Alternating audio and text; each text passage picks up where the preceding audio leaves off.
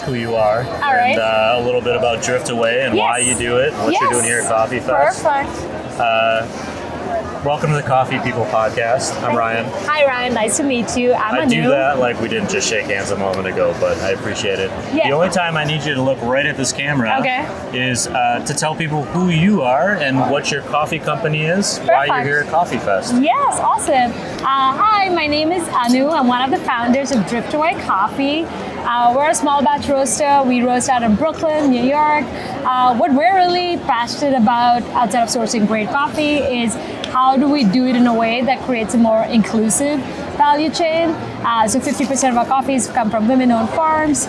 And then the other side of the spectrum we're really passionate about is really education side, so really telling the story of coffee. If you follow us on Instagram, online, you always say that we love talking about, where the coffee's from, why it tastes like it does. We feel it doesn't get talked about enough, so really putting the producer at the center of the story is important to us. And so we started in 2014. We've been around for about 12 years. That's a long time. We predominantly were e-commerce, direct-to-consumer for a long time. And now slowly we've been growing in wholesale, and we've also got a little tasting room out in Brooklyn where we do coffee omakase. Where in Brooklyn? East Williamsburg, across from Brooklyn Steel. So like the cool Brooklyn. So it's literally the front of our roastery. Okay. So like the roastery is like a 3,000 square feet. We kind of carved out a thing, and we do like a six-seat, tasting table where we do omakase style stuff. Awesome, very cool. On the weekends, it's fun. How did you come up with the name Driftaway? Oh, where did that come from? So when we were first when we were building it was like very scrappy, very bootstrap. We were coming up with like labels, and I didn't have much of a design background, so my labels were these. What I had seen were these like vintage baggage tags, and I really thought they looked.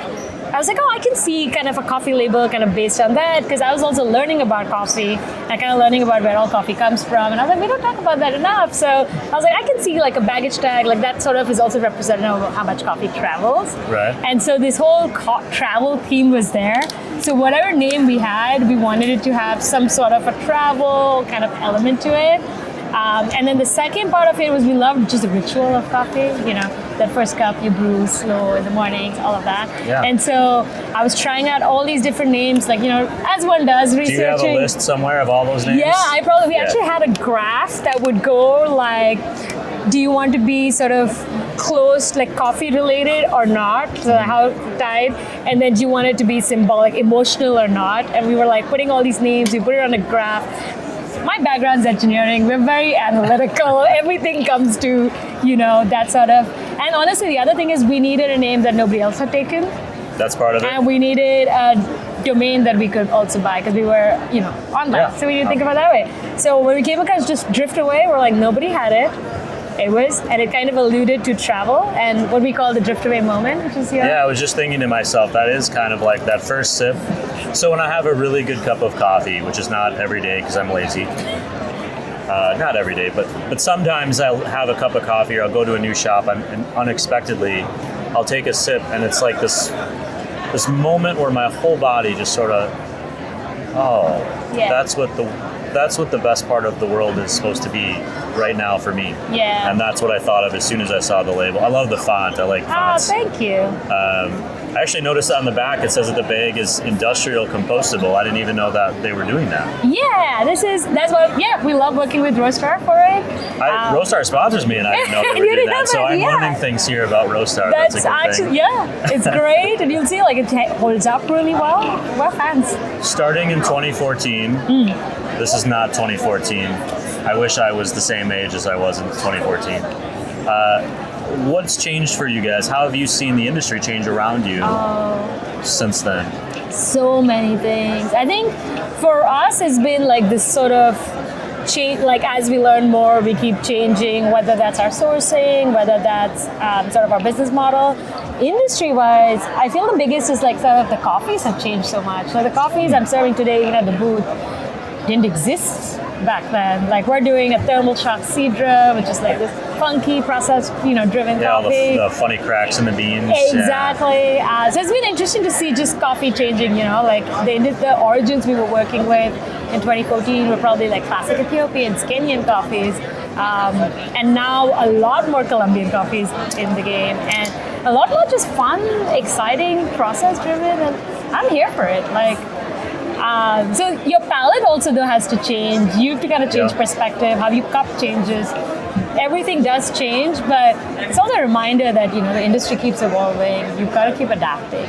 Well, people's tastes change and what's available changes. Every year that I do one of these events, or however many we do a year, even from like the spring to the fall, things are new and changing. Yeah. Somebody's thought of something I would have never thought of. So. And I kind of like it. Like, I mean, it just keeps it fresh. When you've been around for a long time, you don't want to do the same thing over and over again. Do you think being in New York, how does that impact you? Do you know anything different? I guess would be a good question because I don't know your background here. I've only, for me, coffee, we've always been in New York. I think with New York, to me, is like just a lot of people want to do a lot of things. There's a lot of interesting new things going on. We're able to collaborate with like other restaurants, bakeries, etc., who are doing incredible work. So I think that energy, you feed off of it. It gives you inspiration, gives you idea. I feel like if you want to try something new, like what we do, the coffee omakase flights, like it's so well received in a city like New York. People travel to New York, so they come for it. So it's just really fun to be creative and be able to do things that you enjoy. Again, when you've been in the industry and doing things for so long, you want to have fun at the end of the day. That's why I like events like this one in particular, is because it reminds you to reflect on all those things that you've done and go, oh, wait, I've done this thing or that thing and so on. Yeah. Did I see somewhere that you guys won some awards? Yes. What was that this award year and how we did won. that? This year we won Roaster of the Year Congrats. for 2026. This is by Roast Magazine. It kind of involves an application process where they ask you about 6 or 7 questions all around how you source, what your mission is, how you treat your employees, how you work within the coffee community, sustainability, so sort of like marketing, all of it. And so you first submit answers to those questions. I think they get hundreds of applicants. And then you find out if you're a finalist or not. So we were finalists last year. And so this year again, we just find out your finalist, and then you have to submit 3 coffees. And you get kind of like 4 days to, send 3 coffees. It's obviously what you already have, what you're roasting. So 2 of them are single origin and 1 needs to be a blend. And so we came up with a blend. We didn't have a light roast blend that we felt we could submit. So we had like 4 days to create a and we submitted it and we won, which we're super excited Congratulations. for. Thank you. It's very cool. It's an intensive process. Like, it's not just about, yes, the coffee has to be great because that's the kicker at the end, but it also is about your whole business and how you engage with coffee generally. So very cool to happen. It's also really nice because it kind of gives you sort of what you were saying, like in CoffeeFest, you think about like all the things you do. It kind of like, we really sat down and thought deeply about those questions and like we try to list out everything we've done over time and sort of like why did we do it.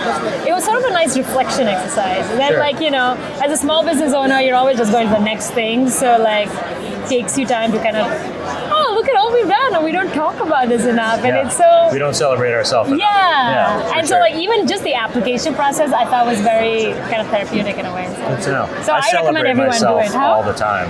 I should do that more. Someone has to celebrate me. I know, right? Might as well be me. So then here's my question. Okay. If someone watches this a week from now, a month from now, a year from now, you've been in this process for 12 years, in coffee specifically. Yes. I assume you existed before that.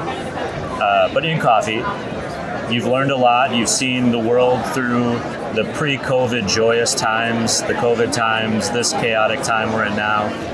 What advice would you give to someone thinking, I want to start a small business in 2026? I would say always go for it.